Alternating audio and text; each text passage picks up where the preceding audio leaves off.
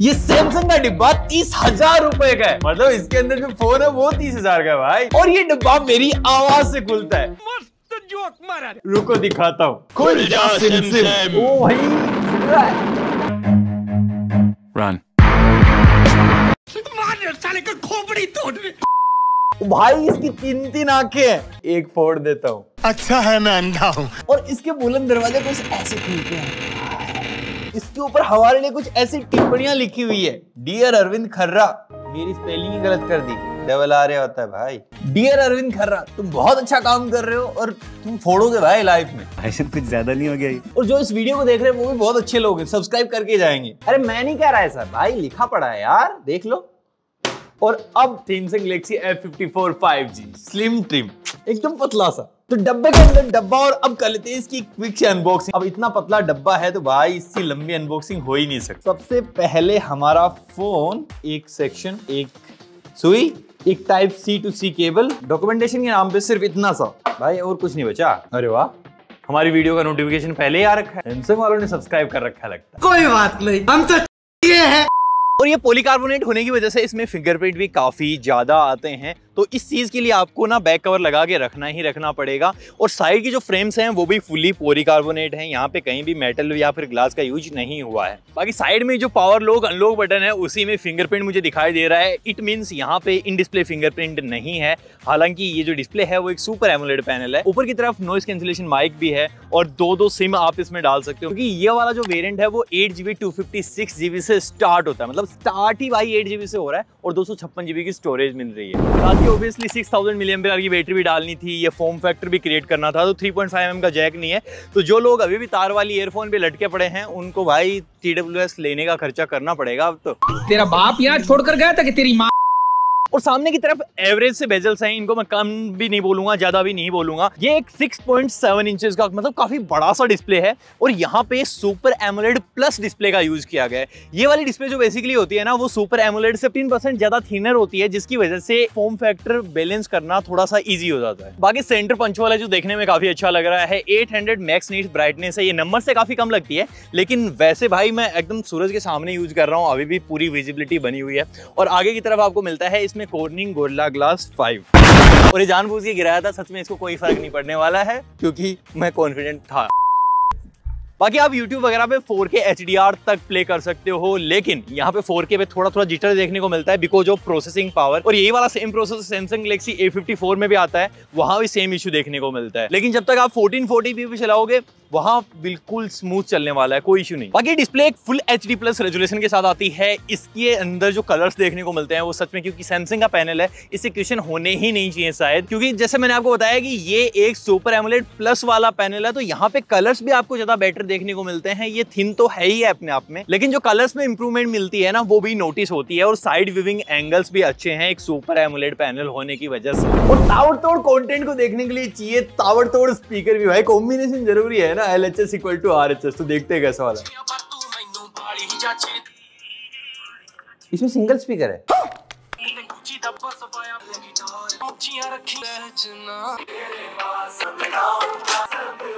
ज्यादा लाउड नहीं है लेकिन क्लियर है। सैमसंग से ये एक्सपेक्टेड होता है, लेकिन सिंगल स्पीकर नहीं, यहाँ पे यार ड्यूअल स्टेरियो स्पीकर होता है तो और ज्यादा मजा आता है। और परफॉर्मेंस के नंबर्स में जानने के लिए हमने अंदर बेंचमार्क रन किया। 4,41,000 इतना कुछ स्कोर आता है। और इस प्राइस रेंज के फोन में थोड़ा सा ज्यादा एक्सपेक्ट किया जा सकता है। बाकी इस फोन का बेस वेरिएंट ही 8GB 256GB से स्टार्ट होता है और ये काफी अच्छी बात है। LPDDR4X और UFS 2.2 बेस स्टोरेज मिल जाती है। ये एवरेज है, लेकिन जो कैपेसिटी है वो भाई काफी है। और अब बात करते हैं कैमरा की, और इसकी डिमांड बिल्कुल वैसे ही है जैसे गर्ल्स हॉस्टल के पास गोलगप्पे वालों की और बॉयज हॉस्टल के पास चाय सुट्टा वालों की। लेकिन इसके कैमरा सिर्फ बात करने लायक ही नहीं है, कमाल के, क्योंकि सैमसंग इसको एडवर्टाइज कर रहा है नाइटोग्राफी और बहुत सारी चीजें बोल के, क्योंकि यहाँ पे आपको OIS भी मिलता है। और लिटरली जब मैं इसको हिलाता हूँ तो आवाज आती है यार।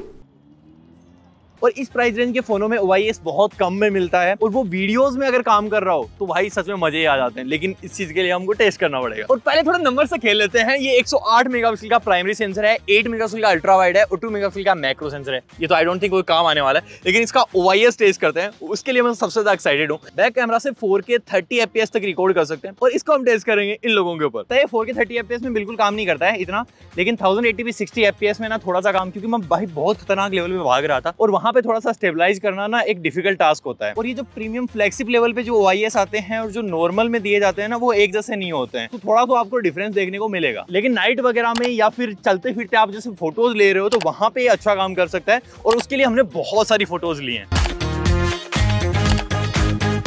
बाकी सैमसंग के बहुत सारे फीचर्स आपको कैमरा में मिल जाते हैं, जैसे मोर में जाके आपको यहाँ पे सिंगल टेक का ऑप्शन मिलेगा। इससे आप कुछ भी क्लिक करोगे तो उसके लिए आपको 10 सेकंड ऐसे रखना पड़ेगा। उसके बाद जो आउटपुट निकल के आएंगे वो कुछ ऐसे वाले होंगे, जिसमें आपको ब्लैक एंड व्हाइट वगैरह सारी चीजें देखने को मिल जाती हैं। तो यार ये सैमसंग का फीचर सच में मुझे कमाल का लगता है। बाकी मैं टेस्ट कर रहा था, इसका पोर्ट्रेट एज डिटेक्शन जो है ना वो सच में कमाल का है। बाकी यहाँ पे फन मोड भी मिल जाता है, मतलब स्नैपचैट वगैरह से इंटीग्रेशन करके ना इन्होंने काफी अच्छा फन मसाला डाल रखा है, तो उसको आप यूज कर सकते हो अपने चाहत के अकॉर्डिंग। और जो लोग सेल्फ लव में डूबे रहते हैं उन लोगों के लिए है 32 मेगापिक्सल की सेल्फी, ताकि वो खुद को ही निहारते रहें। दुनिया की जरूरत नहीं है हमको, तो हम भी थोड़ी ले लें। कैसी अपमानजनक बातें कर रहा होता है। भाई यार आप एक चीज से नोटिस करोगे कि अगर आप A सीरीज या फिर S सीरीज का कोई डिवाइस यूज कर रहे हो, या फिर पुराना नोट सीरीज का डिवाइस यूज कर रहे हो, या 30,000 से ऊपर का कोई सैमसंग का फोन यूज कर रहे हो, तो इनकी स्किन टोन इतनी कमाल की होती है ना। इसको देखो यार, मतलब लिटरली ये थोड़ा सी वार्म टोन डेफिनेटली ऐड करता है, लेकिन ये बहुत ही ज्यादा आई कैची लगती है।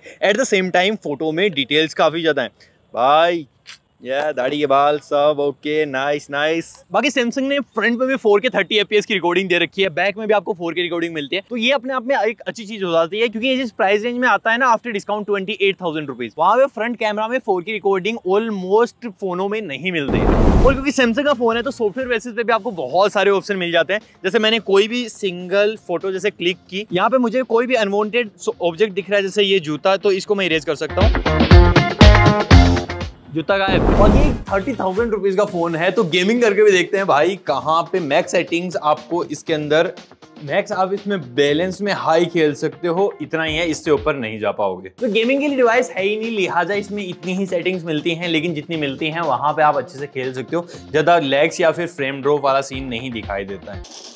मुझे मारने चला था, मार ही दिया। बाकी इसको पावर देता है सैमसंग का खुद का Exynos 1380 प्रोसेसर। ये 5nm की आर्किटेक्चर में बन के रेडी होता है। अभी Exynos और ज्यादा प्रोसेसर्स नहीं बना रहा है, जितने बनाने थे बना लिए हैं। ये थोड़ा सा सैमसंग का पुराना प्रोसेसर है, प्राइस रेंज के हिसाब से एक ठीक ठाक प्रोसेसर बोल सकते हो, लेकिन प्रोसेसर में सबसे बड़ी कमी है हीटिंग की। ये हीट होता है। इस वीडियो को चलाए हुए अराउंड 4 मिनट का टाइम हुआ है, अभी मेरे को पीछे से की तरफ से ये वार्म फील हो रहा है। और इस चीज को ऐसे दिखाता हूँ, देखो नीचे की तरफ से टेम्परेचर देखना, तो ऊपर की तरफ से देखना।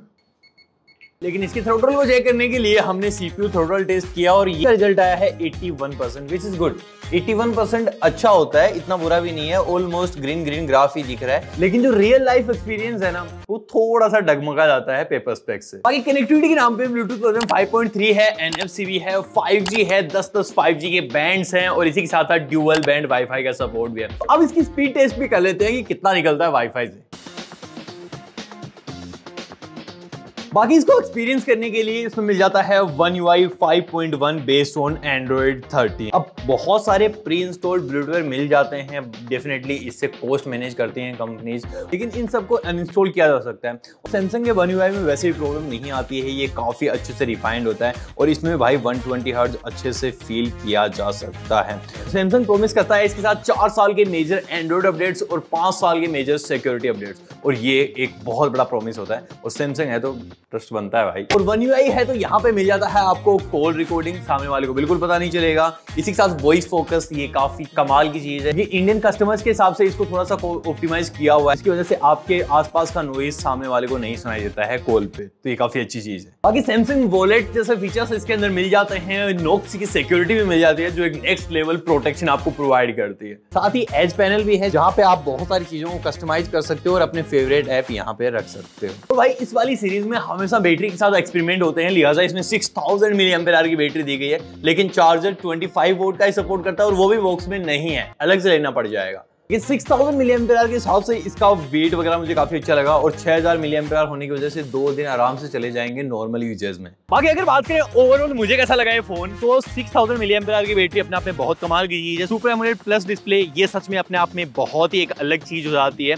साथ ही में सैमसंग प्रॉमिस करता है 4 साल के अपडेट्स, मेजर एंड्रॉइड अपडेट्स की बात कर रहा हूं मैं, और 5 साल के मेजर सिक्योरिटी अपडेट्स। और ब्रांड नेम के नाम पे सैमसंग है तो डेफिनेटली आप ट्रस्ट भी कर सकते हो कि हाँ यार जो प्रॉमिस हो गया वो आपको मिलने वाला है। और सैमसंग अब इंडिया में सबसे ज्यादा फोन बेचता है, मतलब नंबर 1 रैंक पे आ चुका है, तो इन लोगों के फोन भी अच्छे आ रहे हैं क्योंकि ये कॉम्पिटिशन भाई वो नंबर 1 वाली रैंक को कोई नहीं खोना चाहता। तो ओवरऑल 27,999 रुपए मतलब आफ्टर डिस्काउंट जो भी इसकी प्राइस है ना वो सच में कमाल की है। और उस प्राइस रेंज में अगर आपको मिल जाता है ना तो सच में एक कमाल की डील हो सकती है। तो दैट्स ऑल यार, यही है कहानी इसी F54 की। अगर आपको कैसा लगा नीचे लिख के बताओ, लाइक शेयर सब्सक्राइब कौन करेगा वो भी करते जाओ। मैं मिलूंगा आपसे अगले वाले वीडियो में, तब तक के लिए